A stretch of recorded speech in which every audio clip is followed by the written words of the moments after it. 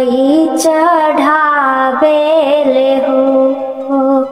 जल बीच खड़ा होई दर्शन ला आसरा लगावेले हो।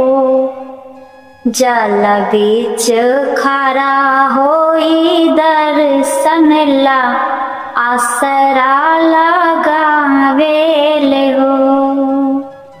शीतली बियरिया शीतल दूजे पनिया, कब देव देवता तू आके दर्शनिया।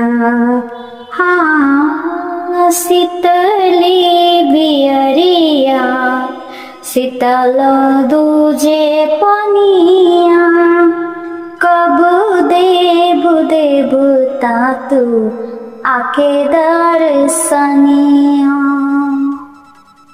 जोरे जोरे सुबह आदित्य देव घटवा पे तिवई चढ़ावेले हो।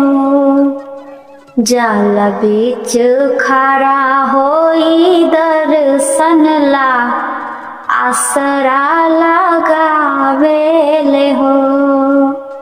जल बीच खड़ा होई दर्शन ला आसरा लगावेले हो।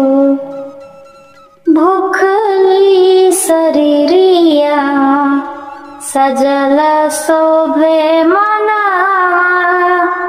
उड़वे लगल बरवे सबके धयन।